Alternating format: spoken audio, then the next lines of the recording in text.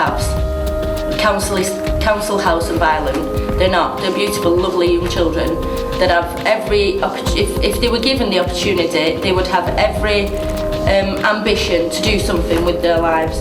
They get nothing, and they get nothing because they come from a council estate called Shadsworth.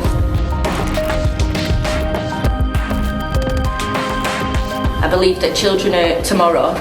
The future of this estate, every other estate in England that's the same as this estate, and unless they're given a fair chance, then they're going to end up, I dread to think if they're going to end up like drug addicts or alcoholics as we've been portrayed.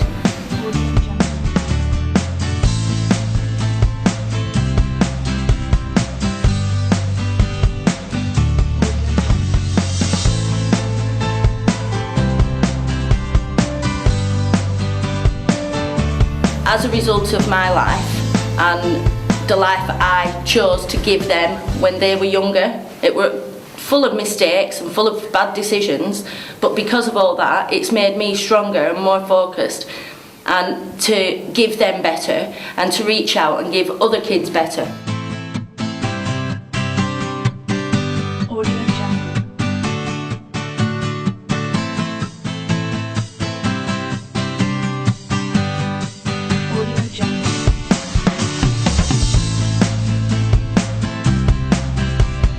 After 2 years research, talking to all the residents in groups and so on, as to what benefits they wanted. Now that is being activated by this board that has now been set up, and they're looking, and for the next 10 years they will be looking as to how to spend that money. Now the big problem is, what do we spend it on?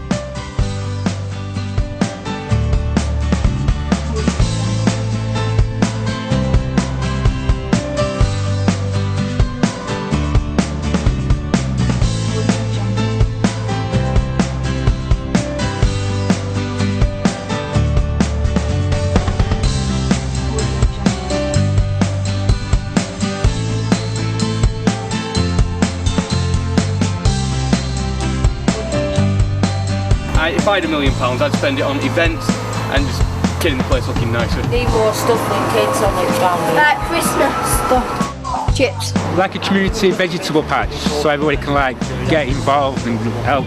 Kids can learn how to grow their own veg. What do you think? Yeah. I think the money should be spent on new parks and a new youth club. Because the youth club down there has been shut down. Could buy a PCS or a couple of PCS. Yeah, things like that help. I'd like to see spend some money on the youngsters, especially.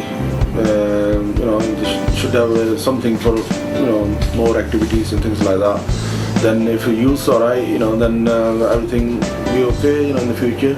I'm back in the big local.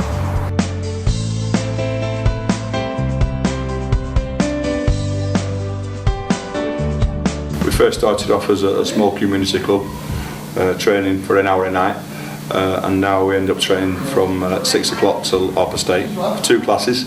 We have a junior class which is 5 to 8, and a big class which incorporates seniors and juniors from 7 till 8:30.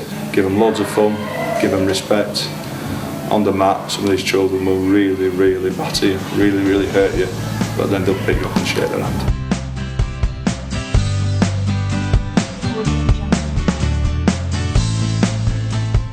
We set up the Arts and Crafts group, one, for fun. The idea is to get people to come people like myself who are disabled and things like that, to do things like do arts and crafts, to get You see, the thing is, when people live in an area which you've got a constantly bad press about, constantly putting you down, everything always bad about the area. Somebody comes here and they're a bit depressed, they're a bit fed up and all like that, but they come anyway, they make the effort, and they go home and they take something home, they sketch something, they painted something, and that cheers them up, thinking, hey, I've done that, I like that. When you start thinking positive, you find a solution for that problem you've been trying to sort out.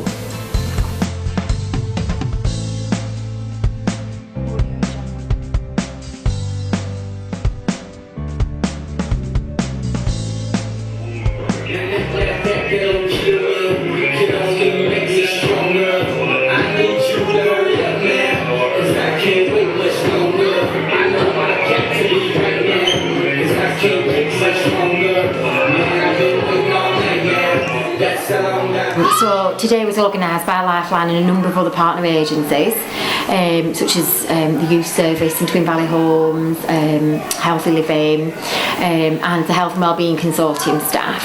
And the idea was to put on a fun day to bring community members across and basically raise our profile within the community, but also to allow the community members to have fun and to send out health messages. So we've had the smoothie bag, our face painting, football, and we've hired a dance group in called Dance Crazy. And the idea is that we just want to kind of, become more well known in the community, but also be able to invest in the young people in the communities for the future, really.